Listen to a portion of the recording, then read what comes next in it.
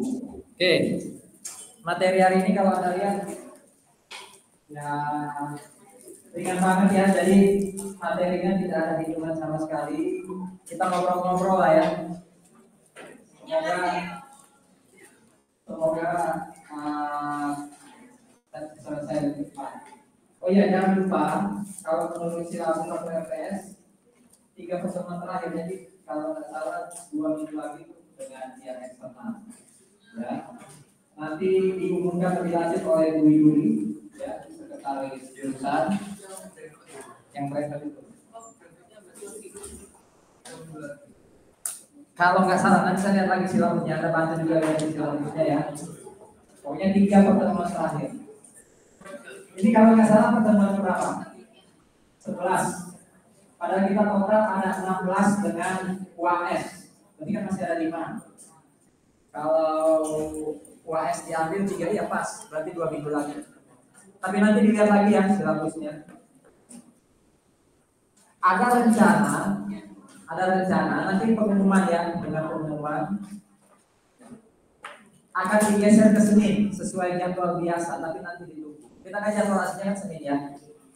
Tapi jadi Bu Miduri nanya saya bilang ya kalau bisa jangan 3 kali pertemuan langsung dipulkan dalam 1 hari.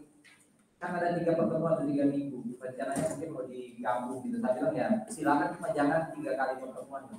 Umpama ya digabungnya ke Jumat. 3 itu kan berat. Pagi kepotong jam kemahasiswaan, siang lagi gitu kan. Karena kan masih ada tutorial etika kalau nggak salah ya. Tutorial apa itu? Tanya semuanya. Belum selesai. Berarti kan bisa lelah kan? Ya. Oke. Hari ini ketentuan khusus. Saya baru paham tadi malam. Ya memang harusnya saya share lebih awal ya. Tadi malam ada yang minta perlu di-upload kan, apa ya? Apa dibaca? Saya ada estimate ada. Rupanya digital udah di print ya. Makanya di print sih sudah zaman digital gitu ya. Gak green. Oke. Topik pertama itu bicara soal wakil wajib pajak.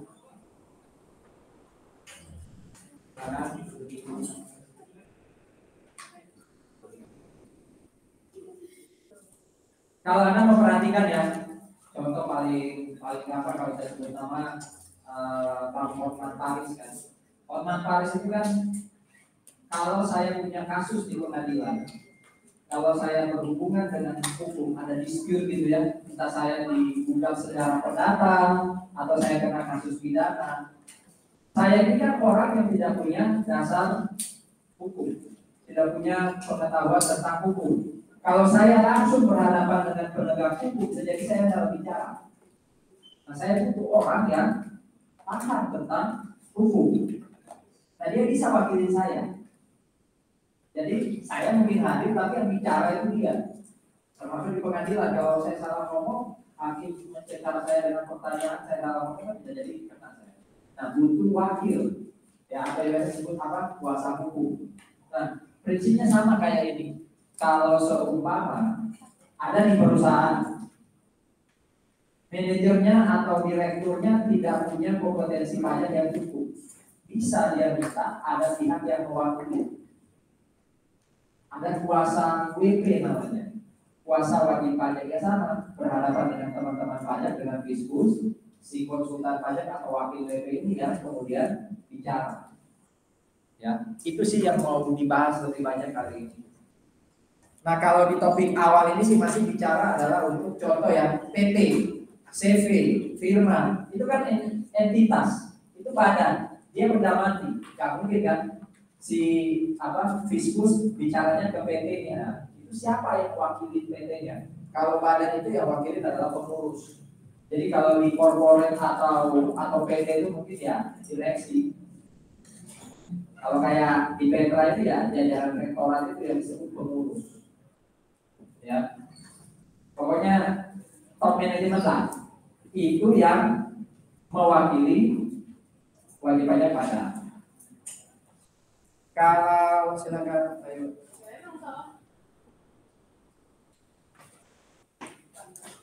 Kalau ada badan yang dinyatakan pilot itu apa lagi? Bangkrut. Saudara-saudara, proses jadi pilot itu rupanya panjang loh. Untuk dinyatakan pilot atau bangkrut itu panjang. Dan biasanya yang minta jadi pilot itu orang yang memang bangkrut. Kenapa panjang? Hukum harus memastikan orang itu memang layak bangkrut. Karena kalau dia sudah dinyatakan pilot atau bangkrut, utangnya itu dipulihkan. Jadi umpama nih, saya punya hutang ke Anda gitu kan. Terus saya dinyatakan pilot, ya mohon maaf, Anda ini jari nggak bisa dapat pembayaran hutang dari saya. Berarti kan orang yang menyatakan dirinya bangkrut itu harus benar-benar valid. Nggak asal ngomong saya bangkrut demi tidak bayar hutang. Nah, ketika proses anggap aja orang saya mau bangkrut dan saya masih punya hutang pajak.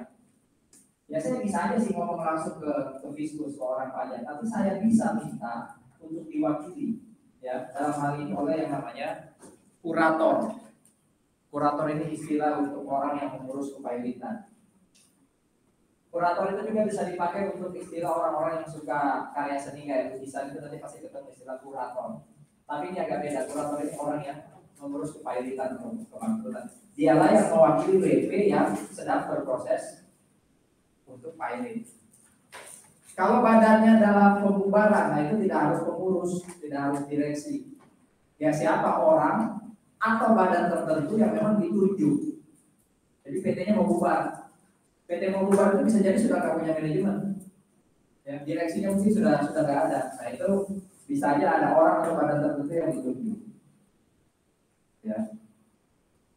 Pembubaran itu bisa jadi mirip kayak likuidasi, tapi likuidasi itu lebih banyak karena mungkin diambil alih. Ya. Jadi di take over oleh yang lain atau mau di merger dengan yang lain. Seandainya ada PT yang mau dilikuidasi ternyata punya kasus pajak, maka fiskus itu berhadapannya dengan yang namanya likuidator, tidak lagi dengan pengurus atau direksi. Itu ya cara pajaknya selain ini ya. Ini apalagi nih? Ada warisan yang belum terbagi. Bisa aja WP yang meninggal dunia itu masih punya hutang pajak. Nah, terus kalau fiskus mau datang nanya atau nyari keterangan kan nggak mungkin nanya ke warisan yang benda mati, apalagi si WP yang sudah nggak ada kan. Nah, yang mewakili itu ini bisa ahli waris, bisa notaris yang melaksanakan wasiat atau mungkin pengaruh harta. Nah kalau anak belum dewasa mungkin dapat penghasilan ya yang jadi wakilnya ya walinya, orang tuanya. Itu yang itu maksud saya ini. Oke. Kalau ini sih nggak butuh syarat tertentu untuk jadi wakil WP. Kayak saya umpama aja saya bukan orang yang tahu pajak terus jadi salah satu direktur gitu kan. Ya selama saya jadi salah satu direktur maka saya bisa jadi wakilnya badan, ya bisa jadi wakilnya badan. Nah apa yang jadi wewenang saya kalau saya jadi pengurus? Atau siapa sih yang disebut pengurus? Ini kan ada ya, pengurus itu adalah wakil untuk badan. Siapa sih yang disebut pengurus? Yang disebut pengurus ya yang punya wewenang ini. Ya. Jadi direktur keuangan, direktur marketing, direktur operasional siapapun di dalam perusahaan yang punya kewenangan untuk mengambil keputusan, yang punya kewenangan untuk menentukan aturan-aturan, ya dialah yang nanti akan disebut sebagai pengurus. Ya.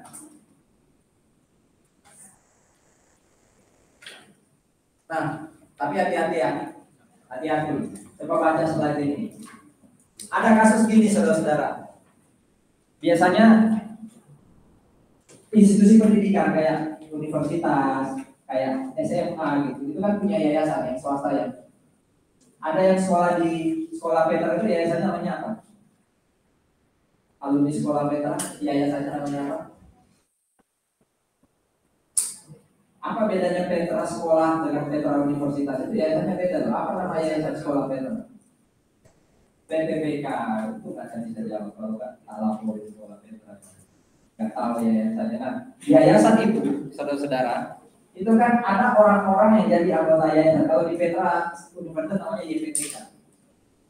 Sekali kita jadi pengurus dalam yayasan tadi, atau kayak saya, sekali saya jadi bagian dari rektorat, itu saya kan punya tanggung jawab atau punya wewenang untuk salah satunya tanda tangan SPT, buat bukti potong pajak dan semacamnya. Itu kan berarti nama saya, NPWP saya ini sudah masuk dalam radarnya DJP. Nah, masalahnya kan kalau umpama ya Petra beli aset, terus ternyata aset itu tidak dicatat dalam laporan keuangannya Petra. Ini dikatakan di sini ada nih. Ada tanggung jawab renteng. Renteng itu berarti kalau entitasnya salah, kalau entitasnya nggak benar lapor pajak, itu bisa kena juga ke pengurusnya. Jadi sudah risiko jabatan. Betul ya? Kalau kita sudah nanti ketika Anda sudah makin dewasa, makin punya kesempatan untuk masuk dalam jajaran yang lebih tinggi dalam perusahaan. Kalau pemilik kan sudah pasti ya. Kalau jadi owner sudah pasti dong bertanggung jawab atas bisnis yang dia miliki. Nah, kalau jadi orang yang bekerja di perusahaan, kalau ada makin tinggi, ya berarti tanggung jawabnya juga makin tinggi. Salah satunya apa? Ya siap-siap kalau ada masalah pajak, kita kena dalam tanda kutip. Kena dalam arti ya kita dimintai keterangan. Makanya karena bapak-bapak yayasan pendidikan apapun nanya ke saya, Pak, ini gimana ya? Nama saya masuk di SPT ya. Gimana Pak?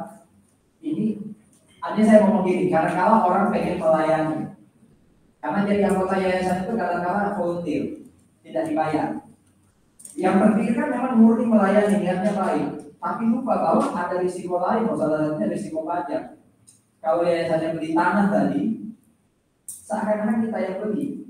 Pajak itu kadang juga ya teman-teman khusus itu kan agak pukul rata. Yayasan beli tanah, terus di situ ada nama pengurus namanya Agus Koli. Agus Koli dilihat SPT-nya loh, Pak Agus, kok nggak ada pembelian tanah tambah sekian? Ya saya kan harus jawab dulu, Pak, ini pembelian oleh yayasan, Pak. Kebetulan akhirnya saya yang tanda tangan.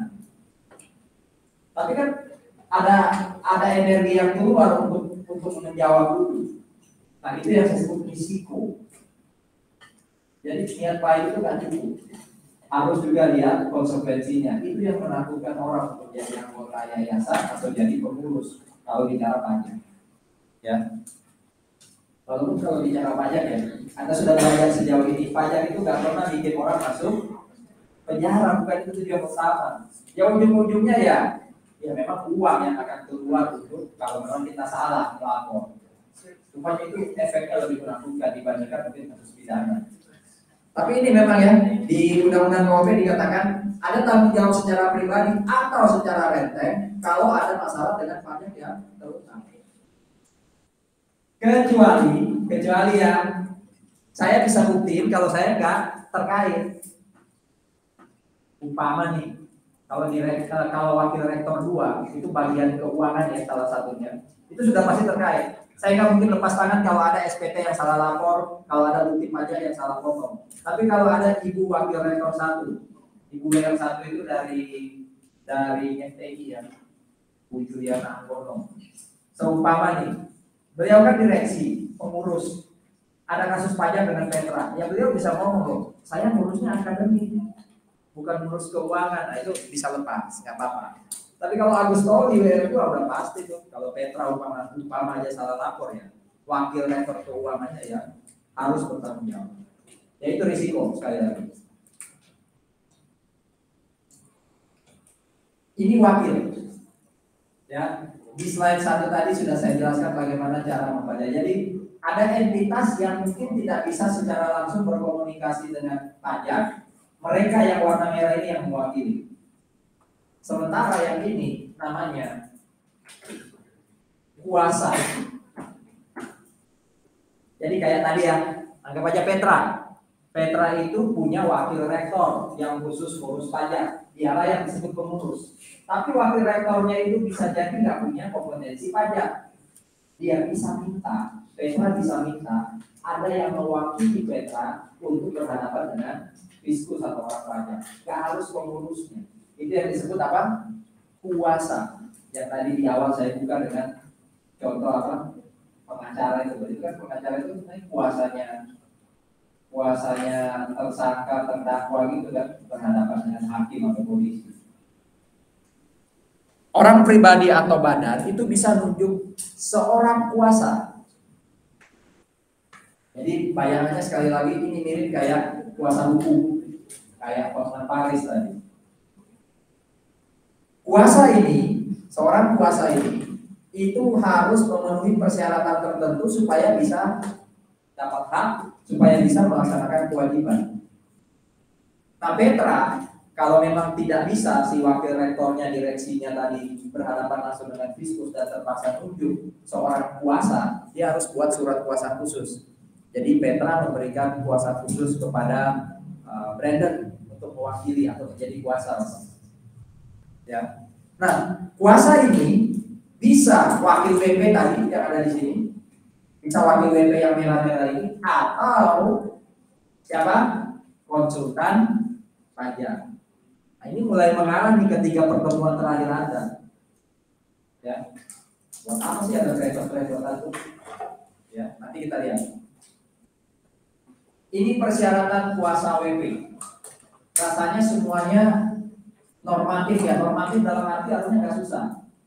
Punya NPWP, ya daftar lah. SPT dipasukkan dalam anggapannya ini 2023 berarti 2022 masuk, nggak masalah berarti. Yang keempat juga nggak masalah. Uang yang bikin kan WP-nya yang ingin diwakili ya. Yang dalam bukan masalah juga sih. Yang agak sedikit rumit itu yang ketiga di sini. Kalau yang satu gampang, dua receh, empat juga receh ya. Yang ketiga gimana? Memastikan bahwa si konsultan atau wakil WP itu menguasai ketentuan undang-undang pajak. Apakah seorang angkatan 2023 lulus hukum pajak dapat nilai A itu bisa dikatakan menguasai ketentuan undang-undang pajak?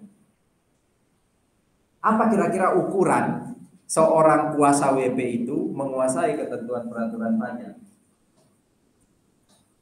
Mirip, mungkin analoginya mirip kayak, wah jago nih bawa mobil, ya, mobil dan semacamnya.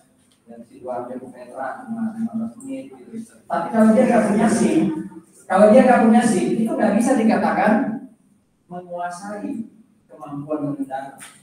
Jadi harus ada satu validasi tertentu untuk bisa dikatakan dia jago pajak. Jadi nggak bisa hanya apa ya istilahnya ya, nggak bisa hanya keahlian yang nampak mata, tapi juga ada TG buat ada bukti nyatanya, indikatornya. Nanti kita lihat apa itu yang disebut menguasai.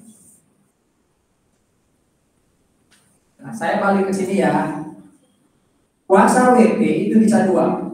Wakil WP yang tadi di depan, ada macam-macam tadi, dan konsultan pajak. Nah, untuk jadi kuasa WP, kalau Anda hanya wakil WP, bukan konsultan pajak, maka ini persyaratannya. Tadi ya, Petra punya direksi, punya rektorat, salah satunya wakil rektor 2. Bisa nggak wakil rektor 2 itu jadi kuasanya Petra? Oh bisa, karena dia wakil WP. Tapi bisa nggak dia disebut wakil WP? Nah, supaya saya bisa disebut wakil WP, maka saya harus ini. Jadi tanda bahwa saya itu menguasai ketentuan pajak itu, saya harus punya ini. Gampangannya gini, saya sudah jadi wakil rektor keuangan. Wakil rektor yang ngurus salah satunya keuangan dan pajak. Saya kan wakil WP harusnya ya. Betul ya? Karena saya kan pengurus. Tapi kalau saya nggak punya ini, apa jadinya? Kalau saya nggak punya yang lagi ada banyak, apa jadinya? Saya nggak bisa jadi kuasa WP. Kuasa WP ada dua ya, wakil WP dan konsultan pajak. Saya ini kan sebenarnya pengurus, ya. Seorang direksi itu sebenarnya pengurus, tapi dia bisa jadi kuasa WP sebagai wakil WP kalau ini. Jadi besok kalau Anda sudah masuk dalam jajaran manajemen puncak, bisa disebut pengurus. Tidak otomatis Anda disebut wakil WP, tidak otomatis Anda bisa jadi kuasa WP. Anda harus memenuhi syarat yang ketiga ini dengan indikator ini. Nah ini kata-katanya atau sebenarnya. Atau itu artinya gini loh saudara-saudara, coba baca ya. Anda nanti lulus, pasti akan dapat ijazah pendidikan formal bidang pajak. Yang nama jurusannya apa? Tax Accounting, akuntansi pajak. Udah formal kan, 144 SKS. SKS pajaknya itu kalau nggak salah sekitar 40-an. Ya. Di Indonesia itu ya, coba Anda cari bidang ilmu pajak yang S1 di bawah akuntansi itu hanya kita. Yang lain ada S1 pajak tapi di bawah ilmu hukum, di bawah ilmu administrasi. Yang lain ada pajak itu di bawah akuntansi tapi cuma diploma. Nah, cuma kita yang benar-benar S1 akuntansi pajak. Jadi sebenarnya saudara-saudara, kita itu sudah memenuhi Anda ya, itu sudah memenuhi merah yang bawah. Besok kalau Anda jadi manajer, jadi direksi, kalau jadi pemilik sudah pasti ya, Anda yang bertanggung jawab ke bisnis Anda. Tapi kalau Anda umpama kerja di orang, cita-cita kita kan masuk ke jajaran top management kan. Nah, Anda bisa jadi wakil WP, Anda bisa jadi kuasa WP dengan syarat ijazah Anda aja. Coba baca nih. Ijazah pendidikan formal yang diterbitkan perguruan tinggi swasta dengan status terakreditasi A. Sekarang kita akreditasinya A, ganti sekarang namanya unggul. Jadi sebenarnya ijazah Anda cukup untuk jadi apa tadi? Jadi wakil WP yang kemudian jadi kuasa. Makasih Pak. Gitu ya. Tapi ini kan bahasanya atau ya. Kalau bahasa atau gini berarti butuh nggak kita sertifikat private? Nggak butuh. Makanya kakak-kakak kelas Anda itu sering saya sindir kalau dia ikut private lagi setelah lulus. Kamu itu ngapain sih ikut private lagi?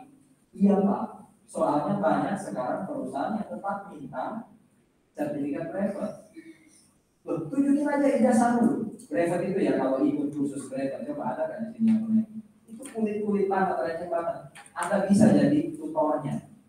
Bisa jadi pengkajian karena yang Anda dapat nanti sampai lulus semester 7 atau 8 itu sudah sangat dalam, lebih dalam dari yang diajari di private. Yang les-lesan biasa private itu. Anda belajar 3,5 sampai 4 tahun. Ini itu jauh lebih kuat dibandingkan yang atas. Masalahnya di praktek sekarang memang perusahaan itu masih menganggap private lebih tinggi sertifikat yang khusus private lebih tinggi dibandingkan ijazah. Padahal salah besar. Nah masalahnya pasar nggak bisa kita lawan. Persepsi itu nggak bisa dilawan ya. Anda mau persepsi itu menurut saya ya, walaupun itu ada masalah otak juga di situ, tapi itu lebih ke arah perasaan. Kita mempersepsikan anggap aja Coca-Cola lebih enak atau lebih bagus daripada Pepsi. Itu karena terbentuk sudah dari persepsi. Padahal pernah ada percobaan atau riset ketika ada orang ditusuk matanya lalu merasa dia itu banyak orang itu memberikan nilai positif ke Pepsi. Jadi antara real dengan persepsi kan beda ya.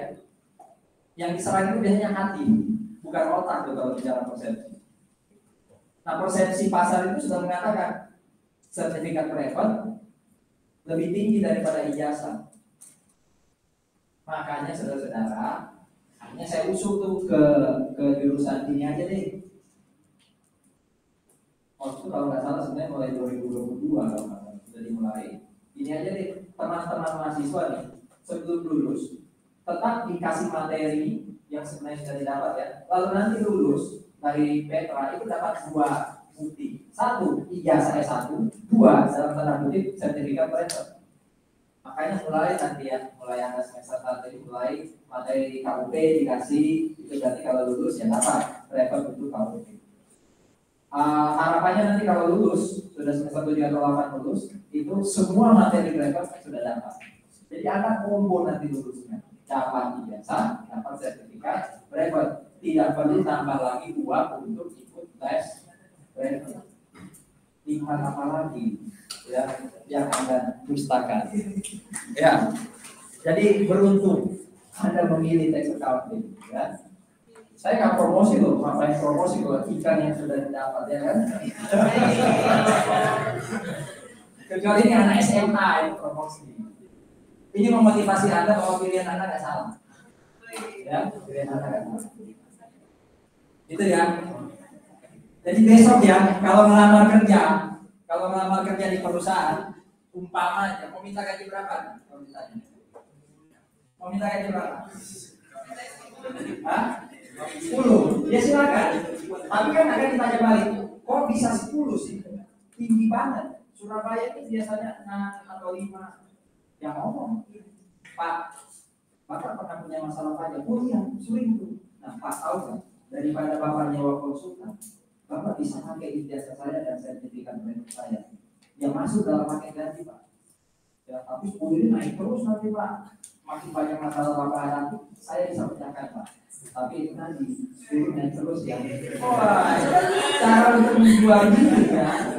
Iya kan, daripada dia nyewa konsultan pajak, ya kan, mending pakai kita sebagai karyawan wakil WP. Dan situ mulai masuk, kita mulai masuk beranda. Wah, ini yang layak jadi manajer, layak jadi direksi. Harapannya kita ya, 2045 Indonesia emas. Itu ya. Jadi tahu ya, paham ya gunanya ada masuk tes accounting ya. Oke, itu kalau Anda masuk jalur kuasa WP dari wakil WP. Tapi ada jalur kedua namanya apa? Konsultan pajak. Konsultan pajak itu berarti dia orang luarnya perusahaan. Anda tadi kan orang dalamnya, kerja di perusahaan. Nah, kalau Anda pengen jadi konsultan pajak, banyak kakak kelas Anda yang kemudian jadi konsultan pajak sendiri. Jadi dia memang orang apa ya, independen. Oh, Petra butuh, ada orang masuk. Cuma ya memang perusahaan harus bayar ke konsultan. Ya. Jadi kalau perusahaan itu punya orang yang ngerti pajak itu paling nggak ada satu efisiensi yang pasti muncul. Nggak perlu bayar konsultan. Nah, tapi kalaupun dibutuhkan, ini juga saya bahkan rekomen Anda ke sini ya. Saya lebih rekomen Anda ke konsultan pajak. Wakil WP monggo, cuma itu tadi ya. Anda sebenarnya sudah dilahirkan untuk jadi wakil WP. Udah nggak ngapa-ngapain, pokoknya lulus nanti Anda jadi wakil WP. Nah, kalau ingin yang lebih tinggi, ya kerja sendiri, entrepreneur, jadilah ini konsultan pajak. Konsultan pajak itu dia bukan gelar akademik, bukan gelar SAK, tapi dia gelar profesi. Ya, salah satu gelar profesi saya kan BKP, bersertifikat konsultan pajak. Jadi saya lulus S1 dapat SE, dapat AK, saya harus ujian profesi dulu. Dulu pelaksananya ini, sekarang udah ganti, bukan tingkatan konsultan pajak lagi. Beda dengan brevet kok ya. Memang di sini ada istilah brevet. Brevet yang dalam kondisi pasar sekarang itu hanya les-lesan lalu dapat sertifikat sekali lagi. Yang nanti Anda akan dapat ijazah plus sertifikat brevet. Kalau ini itu ijazah lulus dari ujian negara, ujian sertifikasi. Ya, ada 3 level. Level 1 itu namanya USKPA atau brevet A. Yang kedua brevet B, yang ketiga brevet C. Saya belum sempat ikut yang ketiga nih, yang brevet C. Saya kalau punya USKPA itu bisa jadi konsultan pajak untuk WP badan. UD, toko, firma apa, salon, bengkel dan semacamnya. Tapi kalau ingin mewakili PT, firma, koperasi dan semacamnya Anda harus B. Nah ini tahapan, lulus A dulu baru bisa B. Kalau Anda ingin jadi konsultan pajaknya Sampurna, multinational company ya harus C. Ya harus C. Nah sejak pandemi memang agak bingung ujian sertifikasinya kayak apa, sempat dibuat online. Tapi kalaupun nanti jadi onsite lagi, kami akan usahakan tetap dilaksanakan di Petra kalau di Surabaya. Jadi ada beberapa kota besar ya, Jakarta, Makassar, Surabaya dan Semarang kalau nggak salah. Kalau Surabaya itu biasanya di Petra, di UB dilakukan. Itu dulu waktu saya jadi kaprok ya, jadi ketua program, saya upayakan supaya itu bisa dilakukan di Petra. Kenapa? Karena saya yakin pasti banyak pesertanya ya, alumni kan. Plus, kenapa sekali lagi di Petra selain bisa naikin nama Petra dikenal orang, itu juga orang kalau main bola di rumah sendiri atau di stadion sendiri lebih enak kan ya, lebih gampang menang kan ya. Nah, itu salah satunya mendukung alumni. Tapi nggak juga, ada grup yang 2 kali main di rumah kalah 3-0 terus.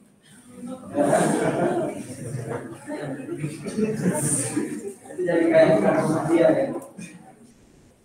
Gitu ya. Jadi kita tunggu nanti kalau Anda lulus, ini mulai November ada lagi USKP. Ya, ujian sertifikasi konsultan pajak. Ini syaratnya nggak harus S1 bisnis, nggak harus S1 akuntansi atau pajak, semua bisa. Semua boleh. Karena ini ujian nasional, nggak perlu les. Ya, ada sertifikasi kayak di sini ada namanya CMA. CMA itu harus ikut dulu kelas baru bisa ujian. Saya juga punya gelar CFP, itu saya harus ikut kelas dulu baru bisa ujian. Kalau ini enggak, mau langsung ujian silakan, tapi harus punya S1 dulu. Kalau Anda sudah punya ini USKP A, B aja cukup, Anda sudah bisa jadi konsultan pajak. Ya. Nanti Anda bisa ngurus ini nih, surat izin praktek dan bersedia jadi konsultan pajak. Udah, jadilah entrepreneur pajak, tax consultant. Kebanyakan kakak kelas Anda, jalur karir mereka adalah mereka berkarir dulu di kantor konsultan pajak, lalu nanti dia dapat pengalaman, baru keluar bikin konsultan pajak sendiri. Banyak yang kayak gitu. Bahkan kalau di kelas itu kan ada banyak karakter mahasiswa ya. Makanya saya banyak belajar, salah satunya adalah nggak pernah underestimate mahasiswa dari prestasi akademis atau dalam tanda kutip ahli di kelas. Karena banyak bukti kakak-kakak kelas Anda yang mungkin di kelas kayak gantian, datang telat, ngantuk, ribut di kelas, sekarang jadi konsultan pajak. Saya aja bukan konsultan pajak full time, dia berani jadi konsultan pajak. Artinya apa? Setiap orang itu masih punya proses ini. Apalagi kalau di luar sudah serius, itu pasti jadi konsultan pajak yang sangat-sangat hebat. Ya, jadi saya rekomend sekali lagi, tolong buka mindset Anda. Gak apa-apa, apapun cita-cita Anda sekarang, mau jadi orang atau apa. Tapi kalau nanti Anda pengen jadi pengusaha dalam bidang jasa khususnya, jadi lagi. Karena ini sebenarnya tujuannya didirikan tax accounting program supaya jadi wira swasta, jadi wirausaha dalam bentuk konsultan pajak. Itu ya. Tapi harus apa tuh? Lulus ujian negara dulu. Ya, saya kasih tahu ya. Ini juga bukan nekat. Pernah ada alumni kan, tiap kali ujian kan saya sebagai tuan rumah pasti datang gitu, ketemu banyak alumni. Terus apa yang mereka bawa? Kayak ininya. Fotokopian materi ini slide. Slide saya kok masih kamu bawa? Ini apa? Ini membantu belajar. Jadi simpan di slide-slide-nya. Dan ini ya, saya sudah pengalaman. Dulu saya masuk Petra sebagai dosen 2001. Saya masuk Petra sebagai dosen 2001. Saya S1-nya di UGM. UGM itu kan perguruan tinggi negeri yang rasanya semua orang kenal. Tapi ilmu pajak saya itu dikit banget. Hanya hukum pajak dan perpajakan. Hanya 2 mata kuliah. Sama jurusan waktu itu, saya ditugaskan jadi dosen pajak. Waduh, apa yang harus saya lakukan ya? Akhirnya saya ikut kursus private. Kebetulan yang ikut kursus private itu rata-rata ya orang-orang praktisi ya, yang juga pengen belajar pajak. Plus kedua, yang saya lakukan untuk belajar pajak secara cepat waktu itu, karena saya masuk 2001, saya dulu barang angkatan 2001. Jadi kayak Anda ini, saya duduk di belakang di pojok. Ada dosen di sini ngajar. Ya, itu cara saya untuk bisa cepat menyerap ilmu pajak. Nah, ketika saya ikut les private, dosennya adalah senior saya di Petra. Jadi dosen yang sering ngajar di Petra, saya sering duduk di belakang itu, dia juga ikut ngajar private. Kita punya private di gedung E1. Nah, soal itu sulit-sulit. Saya jarang sekali bisa lulus atau bisa selesaikan tugas latihan maupun ujian di private itu dengan nilai bagus, dan saya selalu diejek, dosen kok nggak lulus gitu ya. Padahal saya masih dosen baru ya, tapi nggak apa-apa saya. Ya, ujian di situ saya gagal, tapi saya ikut ujian negara yang ini, ya itu berkata benar sekali kok ujiannya saya langsung lulus. Bukan karena apa-apa, karena saya di drill tiap kali dengan latihan. Ketika kemudian lihat ujian negara, kok lebih gampang ya daripada yang diajari di Petra. Itu yang kakak kelas Anda alami. Jadi banyak alumni Anda sekarang, alumni kita sekarang itu jadi USKP ya, jadi BKP. Itu karena ujian negara itu rupanya soal yang tidak sesulit soal-soal mata kuliah pajak juga. Coba deh buktikan. Hukum pajak ini rumitnya, tapi ketika Anda masuk nanti ke ujian negara, kok kayak gini kok ya?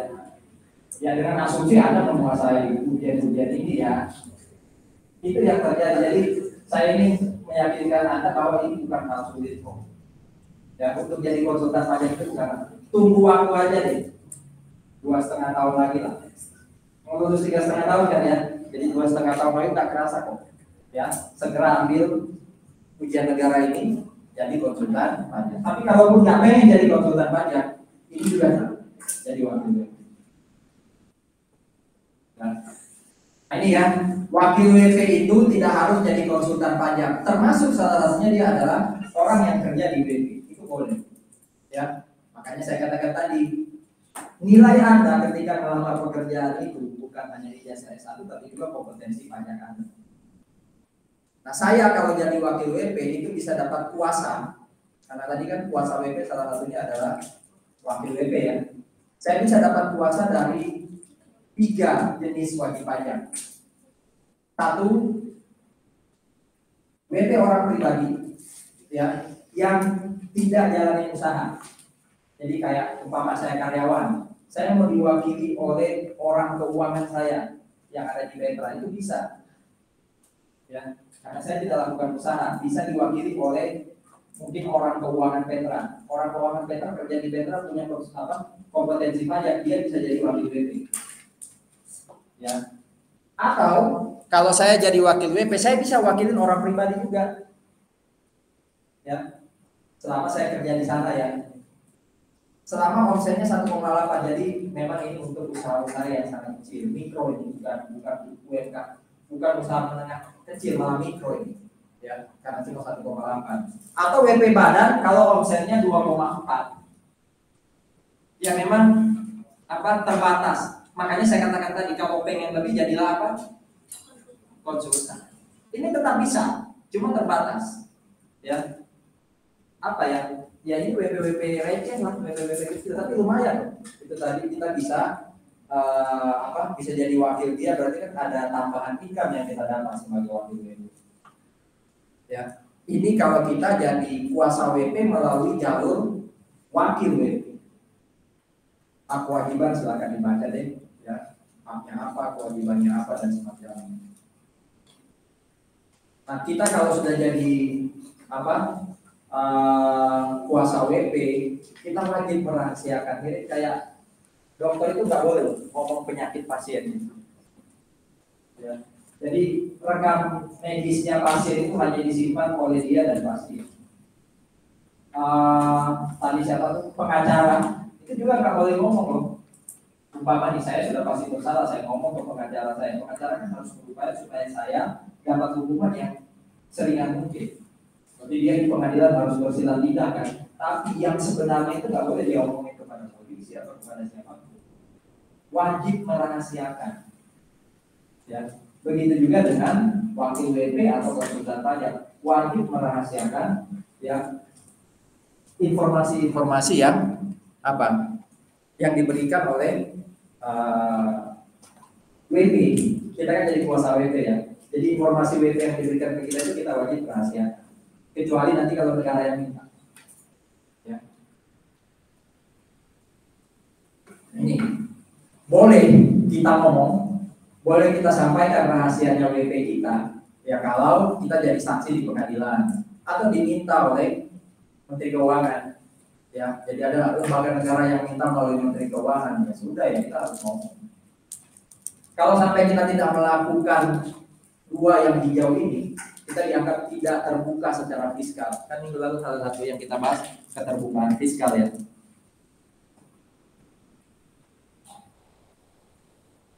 Nah, apa sih yang bisa diberikan untuk 2 yang hijau ini? Itu ada di slide ini. Jadi kalau ditanya, kamu wakilin WP siapa? Oh, Universitas Kristen Petra. WP-nya berapa? Bisa dikasih. Ya, alamatnya di mana, merek usahanya apa dan semacamnya itu boleh diberi. Termasuk kita boleh memberikan informasi WP kita itu kalau terkait dengan hal-hal ini. Ya.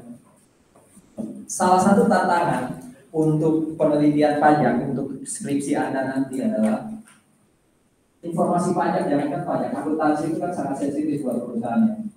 Kalau Anda minta data kepengurusan itu pasti agak sulit. Makanya biasanya kakak kelas Anda itu nyari datanya yang dari bursa efek, bukan dari perusahaan satu-satu. Ya. Nah, data pajak itu sensitif, termasuk kantor pajak nggak boleh buka. Umpama Anda tahu ya, saya terdaftar di KPP Sidoarjo, Anda datang ke Sidoarjo, Pak, boleh nggak minta informasi UWP yang namanya Agus? Boleh, nggak bisa. Tapi kalau Anda minta informasi umum kayak gini, boleh. Ya, ini bisa diberikan informasi umum ini. Berapa sih penerimaan pajak sekarang secara nasional? Yo, itu masuk ke media massa kok. KPP ini berapa penerimaan pajaknya itu boleh secara umum, tapi kalau per WP nggak boleh, karena ada kewajiban untuk merahasiakan. Jadi slide ini adalah informasi yang boleh diberikan termasuk oleh negara kalau untuk informasi umum.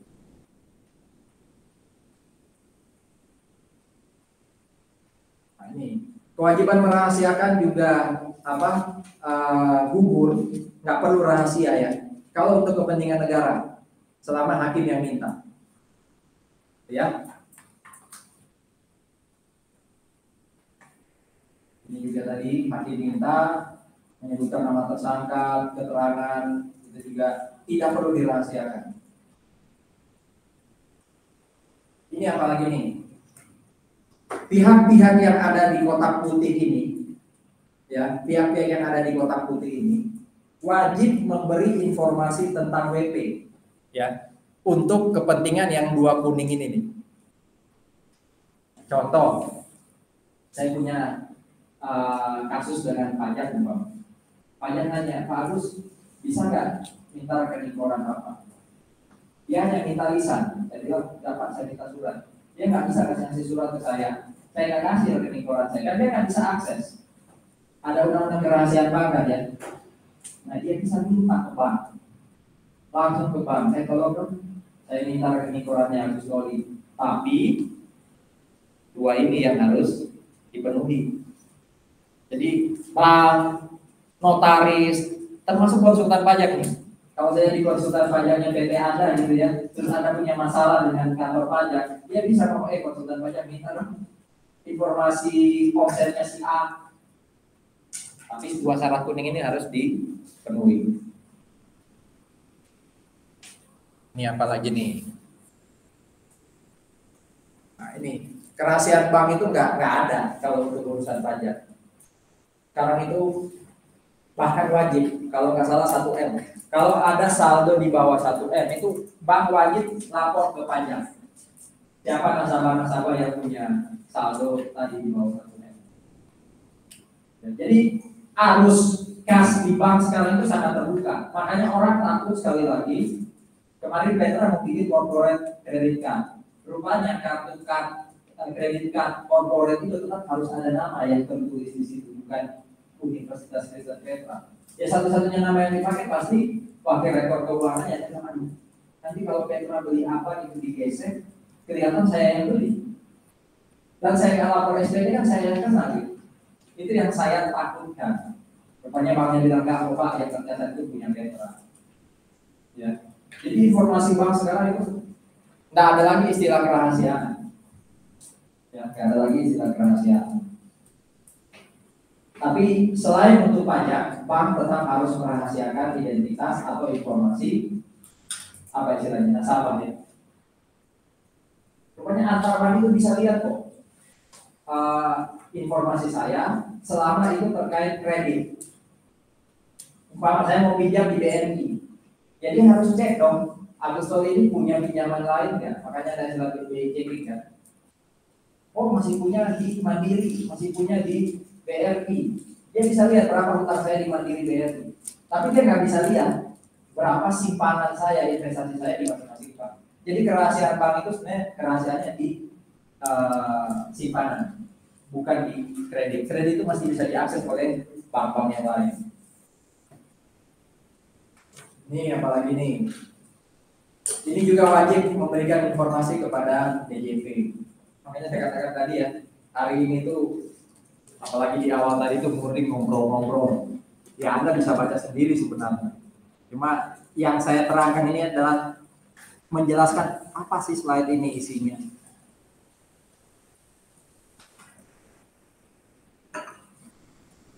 Oke. Kalau data yang diberikan oleh pihak-pihak di sini itu yang diminta oleh negara ternyata tidak cukup, maka di sini dikatakan Dirjen Pajak ya ini berwenang memberikan data dan informasi yang terkait dengan penerimaan negara. Ya. Jadi minta ke konsultan pajak, datanya nggak cukup. Minta ke bank, datanya nggak cukup. Ya udah, terpaksa Dirjen Pajak turun tangan kan, Dirjen Pajak. Itu maksudnya selain ini. Oke, ini topiknya udah ganti. Kalau tadi kan kita bicara wakil WP, kuasa WP, dan kewajiban untuk merahasiakan, kewajiban memberikan keterangan. Sekarang topiknya ganti. Sebelum masuk ke kita ada diskusikan. Ada yang mau jadi konsultan pajak?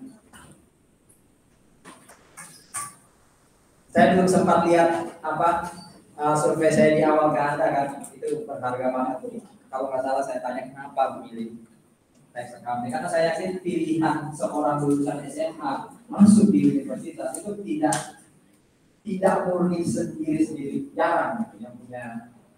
Pasti ada campur tangan banyak pihak, orang tua pasti, destinya pasti, ya kan, komunitasnya pasti.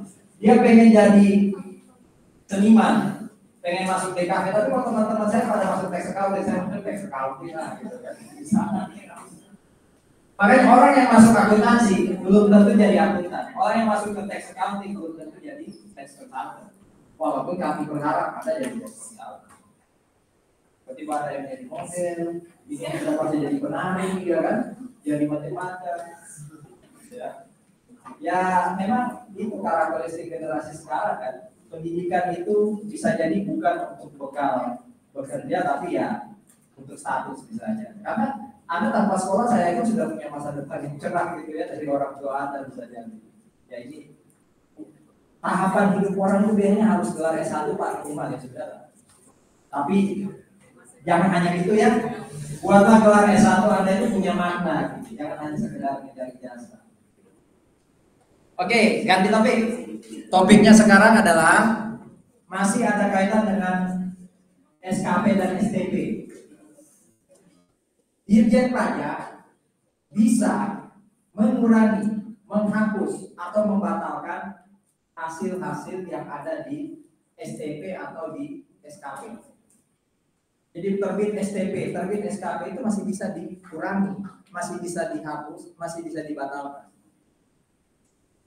Bisa karena Dirjen Pajak sendiri yang menetapkan atau karena WP yang mohon. Ya.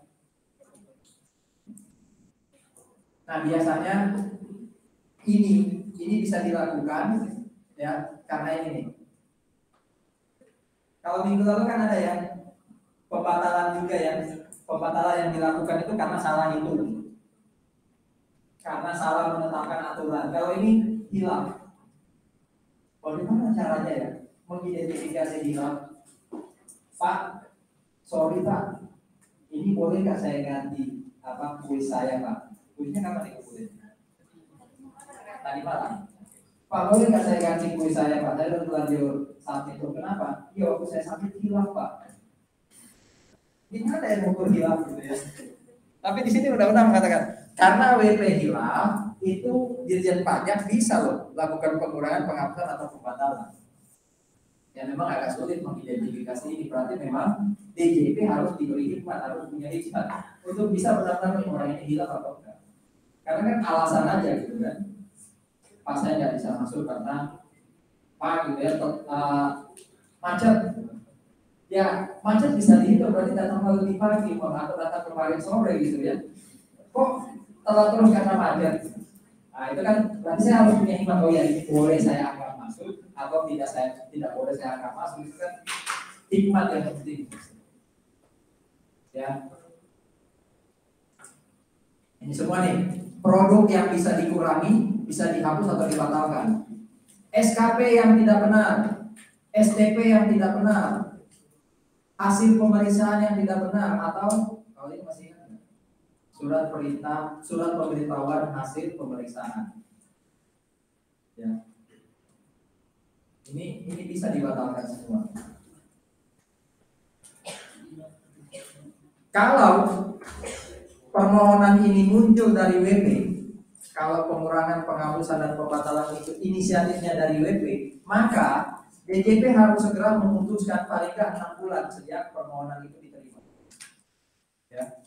Kalau melebihi batas waktu ya berarti permohonannya dianggap dikabulkan.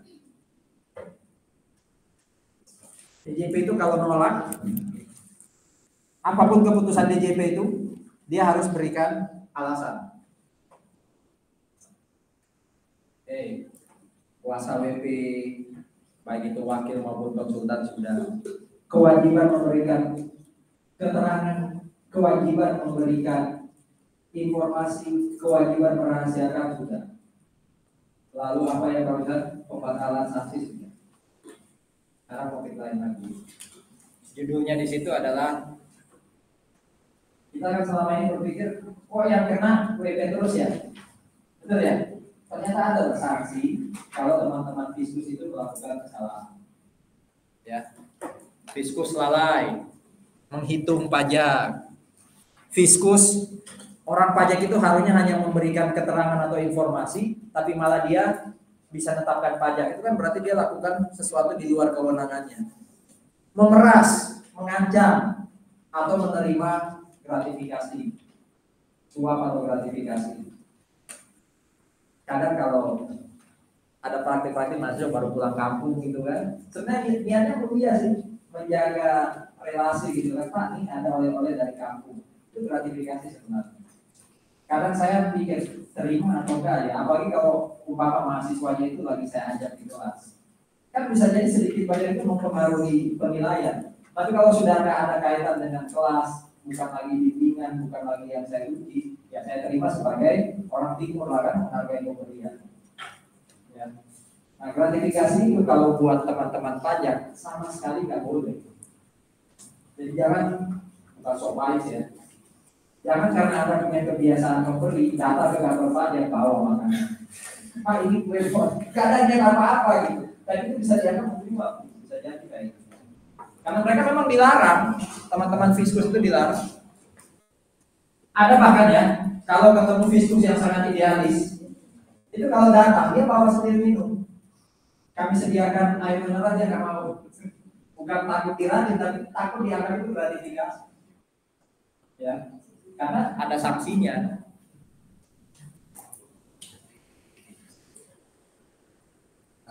Fiskus itu nggak bisa dituntut pidana kalau dia berlaku sesuai undang-undang dan beritikat baik. Tapi kalau orang pajak, teman-teman pajak itu sudah pasti lakukan korupsi, sudah pasti memeras, itu sudah bisa pidana. Ya, jadi sanksi awal itu masih administrasi lah. Tapi kalau sudah pasti melanggar hukum pidana ya kena sanksi pidana. Hanya kan Fiskus ya, OTT ya.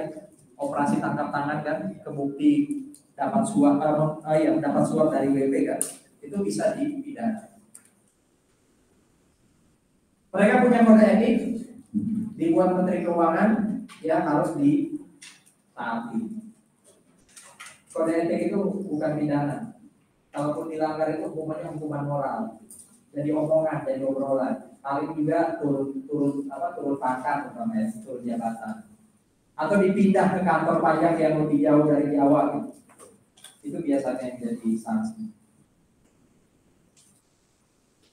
Ada komite pengawas perpajakan dibuat Menteri Keuangan. Nah tapi Anda tahu nggak, PNS atau ASN yang gajinya paling tinggi itu adalah PNS atau ASN yang kerja di Kementerian Keuangan, khususnya yang kerja di Dirjen Pajak. Karena ya dimaklumi mereka yang ngumpulin duit untuk negara kok. Masa gajinya sama kayak PNS lain yang bisa jadi mungkin kerjanya dalam tanda kutip hanya administratif. Masih ada persepsi kurang baik tentang teman-teman PNS ya. Ada jarang sih ya berkaitan dengan itu. Anda akan merasakan kalau nanti Anda datang ke kantor kecamatan, urus administrasi atau apa, itu mungkin mindset kerjanya belum benar-benar ini. Jadi kadang ada oknum PNS atau ASN yang melayani salah-salah. Tapi kalau orang-orang Fiskus atau pajak gitu, memang kerja keras karena ditarget ya. setiap kantor untuk dapat penerimaan. Saya pesan ya besok-besok kalau ada info penyelewengan uang negara gitu ya, itu lihat dulu kasusnya. Bukan orang pajak kalau yang lapor, orang pajak itu malah terima duit. Yang melakukan penyelewengan malah oknum-oknum yang lain. Makanya mereka layak. Ya, mungkin 2 digit lah pertama masuk itu. Ya belasan, S1.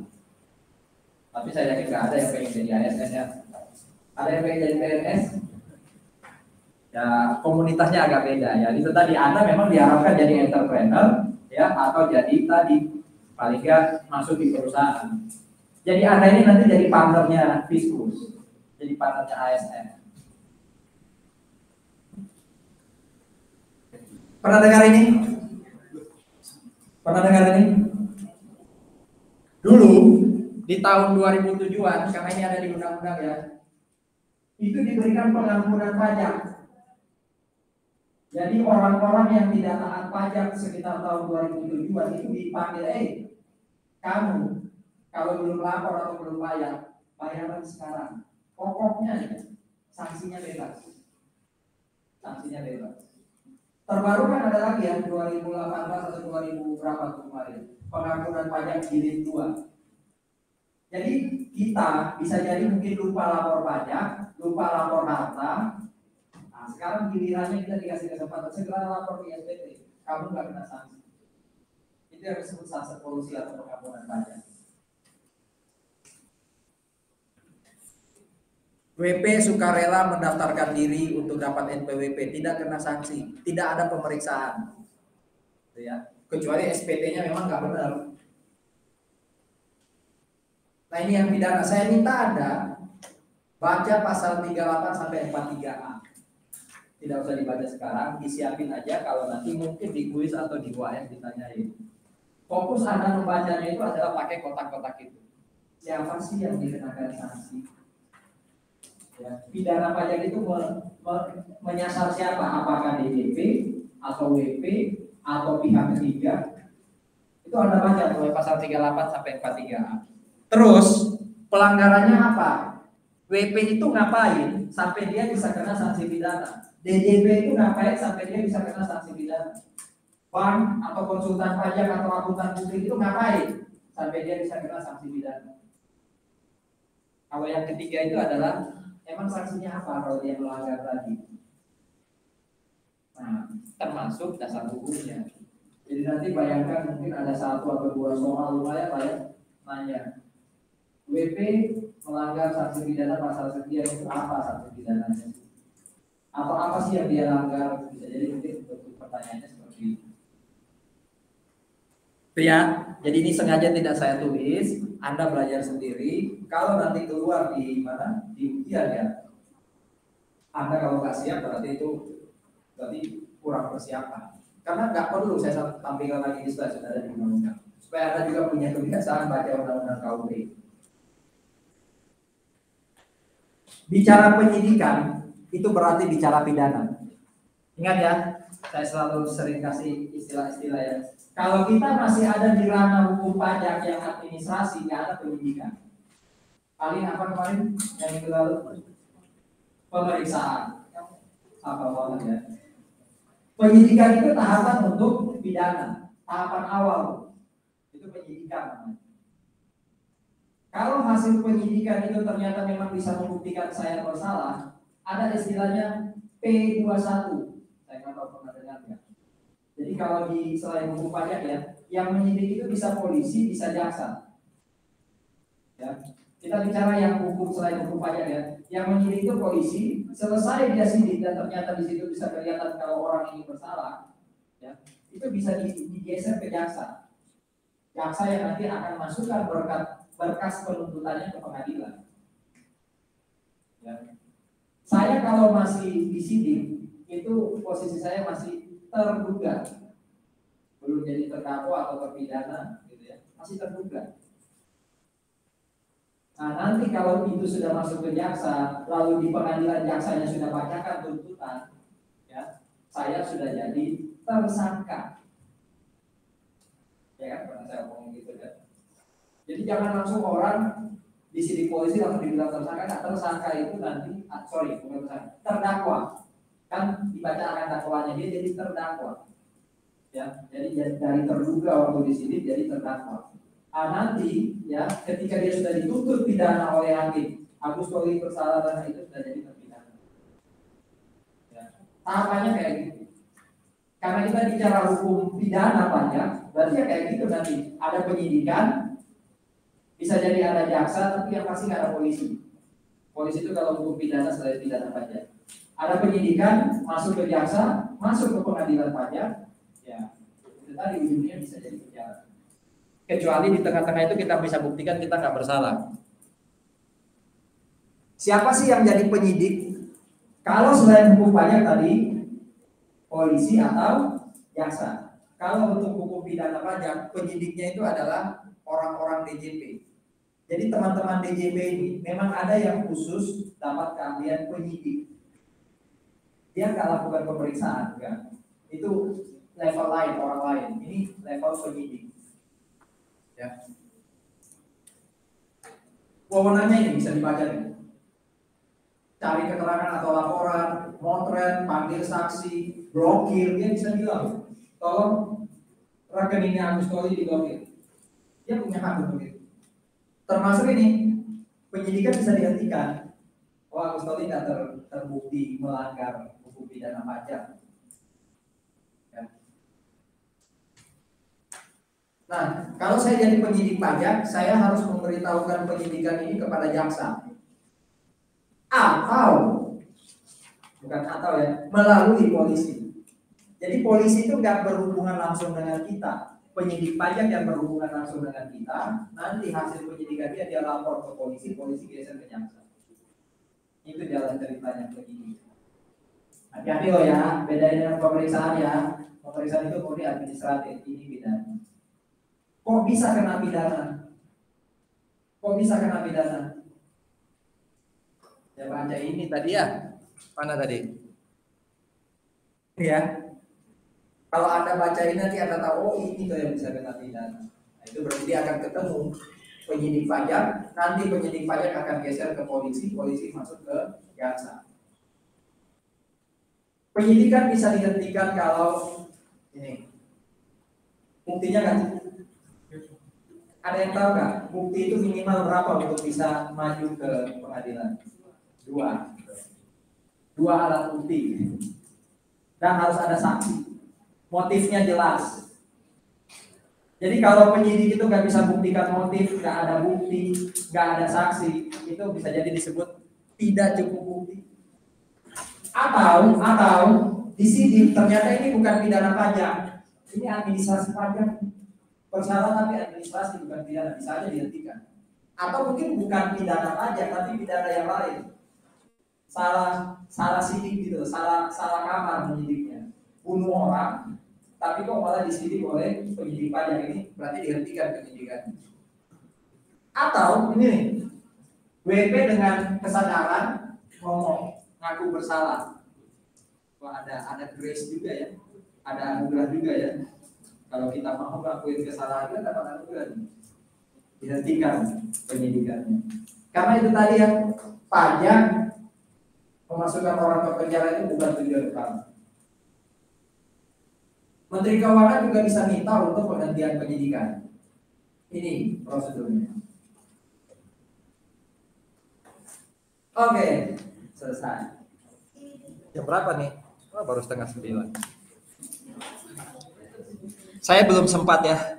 Jangan nanya dulu apa hasil tesnya, UTS-nya. Harusnya cepat tuh tinggal di input gitu kan. Cuma